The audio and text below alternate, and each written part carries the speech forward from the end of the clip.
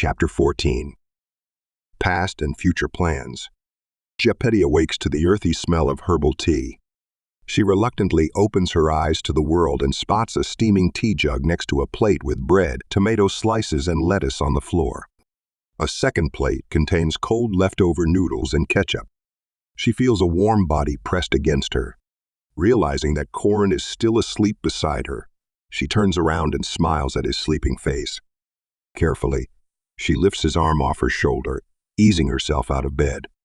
Alone in the back room, she stretches her back and yawns heartily. For a moment, she is surprised at her own sluggish movements, but then recalls last night and her desperate need to soothe her nerves with alcohol. The half-empty bottle still sits on the workbench. It was worth it, She tells herself as she remembers yesterday's disturbing events. Out of the corner of her eyes, she sees Pico's head slowly appear at the opening. Good morning, Mom. Pico greets her with its hands behind its back. Everyone is okay. The others too. The puppet reports. I watched over them. I go back to watching now. A fleeting smile flits across Gepetto's face as she picks up the jug and plates from the floor. you learn fast. She muses as she realizes that Pico picked up on Gepetto's need to have some time to herself in the mornings. In the store, Pico swivels back and forth on the stool, but its sensors are always fixed on the satellite feed. It pictures the buildings of the old Sullivan farm from above. The dark silhouette of a Chirox Roadmaster rests in the middle of the yard. A few chickens scratch the ground for food, but no movement is seen in the bright morning light. Meanwhile, Gepetto gets ready for the day and cleans up the kitchen area. She drinks her tea and glances at Corin as her arm clip vibrates. Startled, she checks the contact. Sorry, don't know you. She apologizes to the caller and disconnects. She has enough trouble to last her a lifetime. Picking up her plate, she walks into the storeroom. Good morning, Master. Eddie greets her. Yeah, morning. Gepetto replies, putting down her tea on the counter. Suddenly, Pico lifts its arm and checks his display. I have an unknown caller. Pico says, tilting its head slightly. It disconnects the call. Strange. Gepetto mumbles. I had one just a minute ago. She notes sleepily, frowning at her arm clip. At that moment, the satellite feed shows two figures stepping out of the farmhouse and tightly embracing each other. Excitedly, Gepetto points at the video, almost dropping her plate. That's Everin and Pris. Relieved to see her young friend safe, she exhales deeply. Good. So where are they? They are on a farm northeast of Dushama, outside the traffic grid. Pico reports. No visible police activity in the vicinity, but the city itself is under high alert. The police await the military. They have orders not to engage. Gepetto grunts at Pico's mention of military presence. So, we're fighting a war now. She dislikes this rapid escalation of force and hopes her friends will find a different way. Stepping over to Pico, she compares the unknown caller's ID. Anathan Sullivan. Same caller? She mutters. Her thoughts finally pick up speed, and she connects the dots between Pris Sullivan and Anthony Sullivan. Everin. Master? Everin is not here. Eddie gently corrects her, assuming a temporary loss of cognitive function in Gepetto. No, Eddie. Pico interjects. Mom found out that the caller may be related to Pris. The puppet explains. Everin has Mom's and my contact. So obviously Everin let Anathan Sullivan call Mom. It's easy, Eddie. Then I suggest that one of you call this Anathan Sullivan now. It's easy, Pico. Eddie tries to mock the puppet after its lost race to solve the riddle. Oh, shut it, the both of you. Gepetto shouts at her bickering AIs. She hits the recall button and awaits the answer. The call is accepted and a shaky video appears. A hand reaches through the hologram, and the picture stabilizes as the arm clip is laid down on a table. Gepetto spots an old Len, gazing into the camera with bright blue eyes. On the other side, she identifies Aria Raylan and the Lanceran and Terran, overjoyed to see them alive and well. Gepetto beams at the camera, giving them all a cheerful smile. Aria waves and calls out. Hey, Pico. Good to see you. Good to see you, Aria. Pico jumps off the stool, and Gepetto puts her arm around its shoulder. Is everyone okay? She asks anxiously. No, but we'll manage. Arya replies. Seren got shot, but her leg is healing well. We have food and shelter, and the best host ever. She nods to an old Len, who listens intently to their conversation. Hello. Anathien greets briefly, waiting for the chat to develop. The talking puppet irritates her somehow, but this Gepedia seems to be a decent Amma.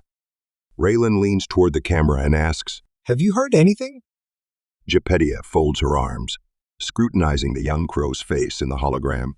Considering the punches he absorbed, Gepedia senses that he is still holding up. You're still all over the news. She replies, leaving out the part about the news scavengers that swoop down on the involved families, invading their homes and dragging them into public scrutiny. Be careful. Gepedia emphasizes. All of you, She repeats her warning in a stern tone. do not get caught. Your father's plans include your capture, and you, Raylan, are the cherry on top. Anathien clears her throat and remarks. So your dad needs y'all captured, right? My advice, just run away. Gepedia vividly shakes her head.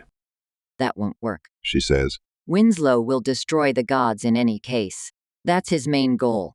But don't underestimate the symbolic value of a man sacrificing his own son for justice. People love that crap. He'll not only have a private army, but the masses behind him. He wants Raylan to be there. Anathien stares at the camera while she reflects on Gepedia's words and her own advice. Smart crow, She responds. but he's not the one doing the hunting himself. So what are we up against? Gepedia begins to like this old Len. She lists the information they have gathered so far. The police have Dushama under lockdown. But there's more. She pauses to let the words sink in. The military is coming in to apprehend you. We have eyes on air control. There's nothing so far. Great. Anyone else missing the party? The Navy, maybe? Raylan moans in frustration and puts his hands behind his neck. Don't worry. Anathien calmly replies. She spreads out her arms wide, motioning at the vast expanse around the farm. Out here you can have thousands of soldiers. She says, You won't find anyone who doesn't want to be found. pointing at the Chirocs outside. She adds, And with that beast, no one will even see you pass at night. Gepedia gruffly agrees with her remark. That car is a demon. She scoffs. We had a hard time following the car last night on the satellite feed. Oh, by the way, we have eyes on you. Gepedia looks at the screen and reports. I see Everin and Pris at the trunk of her car. Gepedia spots Anathien's instinctive look outside and senses her dislike of surveillance in general. She tries to soothe Anathien's concerns and suggests, We'll guide you from above. Pico found access to the Dushama police, so that's helpful. He can have a look at the geothermal power plant, too. Yes, I'll help. Pico replies, opening several holograms from the mainframe. Gepedia watches the surprised faces in the video feed. This is Pico. Gepedia notes proudly. He's family. Pico rapidly taps the holograms, breaking up the structure of the power plant into different layers. The question is, what do we do when we get there? Raylan remarks quietly. Gepedia is at a loss for words and silently drinks her tea. That's the pickle, no doubt. Anathien plays with her fork, sorting crumbs of breads and bits of scrambled eggs on her plate. She grunts as she gets up to collect the dishes. At least, you have a fixed date. She says, looking at Gepedia's face in the video hologram. Opening ceremony, 2 days to go. Anathien's face disappears out of view as she carries away empty plates. Raylan's bitter laugh of resignation resonates from the speaker, echoing through the toy store. 2 days? Great. He snorts cynically. We can only go at night, so we're stuck here today. He says, Then we have a day left to save the world in the middle of nowhere. Where's the problem? Seren chimes in, upset at Raylan's destructive view. You can do a lot in a day, in an hour, in a minute. She says angrily. Give me half a second, and I'll slap you silly. This is not a full-scale war. We're not fighting the military. We go in at night, do our thing, and get the hells out of there. Gepedia bottles up her smile over Seren's youthful simplicity and remains silent. Sure, we do our thing. Raylan mimics Seren's voice, shaking his head at her general description. Gepedia senses his helpless frustration and intervenes. In essence, that's a good plan. We only need to figure out exactly what our thing is. Anathian's face appears again on the hologram as she returns from the kitchen. She smiles at Arya, who carries the platters, taking a cleaning cloth off her shoulder. She nonchalantly wipes the table clean. This power plant sits in the middle of the Astal Mountains. There's nothing but steep slopes and deep chasms, She says. There are no roads, except the one to the power plant. My Amidaughter's crow son Jilin worked construction there for a few years. He showed me pictures. Even Pris's car cannot sneak through concrete barriers. We could follow the original plan and hijack a maintenance truck. Terran suggests, but Anathian interjects. Too easy. They'll be waiting for you. But how will your dad get the bomb in there? Arya wonders as she returns to view. Raylan snorts disgusted. With Winslow Security. They're responsible for protecting the power plant. They can park a tank inside if they want to. Your dad really thought of everything. Seren muses, staring directly at the arm clip on the table.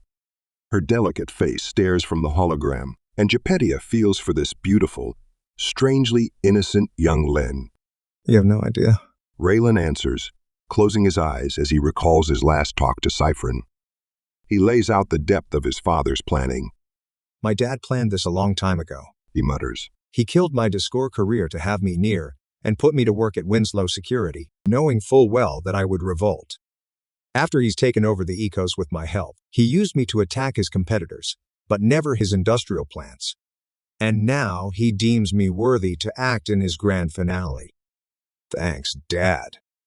He presses his eyes closed firmly to hold back his tears. What a perverted soul. Anathian growls, making the sign of the Trinity religion, her right hand touching belly, chest, and forehead in sequence.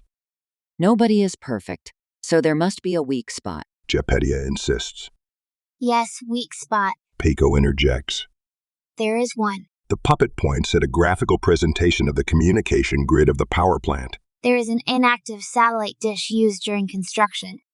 Pico points to a mountaintop where a gray line runs downwards to the power plant grid. This satellite dish was never disabled.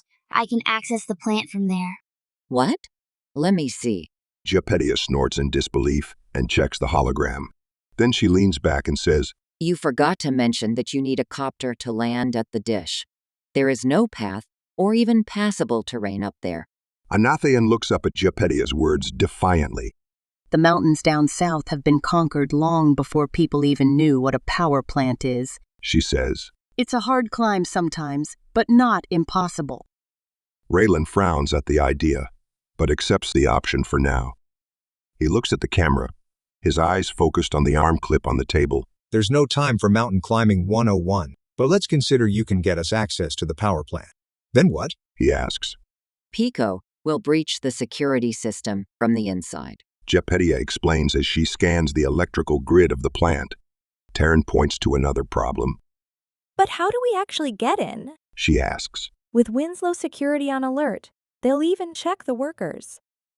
There are 146 total staff in the day shift. With access to the power plant, I can add 6 more. Easy. Pico's voice mimics Evren's tone of youthful confidence. Gepedia looks down at the puppet, smiling to herself at how Pico interacts with the others, searching for helpful solutions. Sounds like a plan. Arya calls out. Pico, you're awesome. Arya claps her hands, giving the arm clip a cheerful smile. Pico looks at her picture in the hologram and giggles. Thank you. Anathian shakes her head at this strange puppet and its odd behavior. She has never been fond of AI support, and her own software is hopelessly outdated. She uses her AI to chat and find things around the house when she misplaced them, and that, in her opinion, is the extent of their usefulness. Seren lists their steps to success. So, fix the antenna, walk into the plant, find and inactivate the charge, walk out. She grins at Raylan. See? I told you we do our thing. May not be that easy, but yes, we're getting somewhere now. Raylan sends Seren a warm smile. Gepedia watches as Seren breathes new life into Raylan with her youthful bravado. He needs people like her. She muses about Raylan's imbalanced mental state. Anathaen tells the group, The mountain trip is the difficult part. It's a long ride and you'll have to approach by motorbike. There are no roads. If you're lucky, you'll find some old goat trails. Where do we get motorbikes? Surin asks, unwilling to give in. Not in Dushama, that's for sure. Raylan replies, referring to the city's blockade. I believe Pris knows some cross-country bikers south of Dushama. Anathaen muses and looks out of the window. Pris and Evren stand at the Chiroc's trunk, packed with bags and boxes. I'll ask her when she comes back. She nods at the video and waves goodbye to Jepedia. Well, we'll talk later. She casually tells her. I've got to do the dishes. Who's with me? She asks around, but reaps only silence. Jepedia spots Arya smiling before she disappears from view. I'll help ya. Arya's impression of a southern voice sounds through the room. Good talk. We'll try to find out more about that power plant. Jepedia says, feeling less overwhelmed after actually having a plan to hold on to. Raylan also waves at the camera. Okay, let's talk later. Over and out. Surin sighs and taps Anathaen's arm clip to close the call. Taryn looks outside and says, Let's hope Pris has some good news. they'll need more than good news. Yeah, and I got what they need.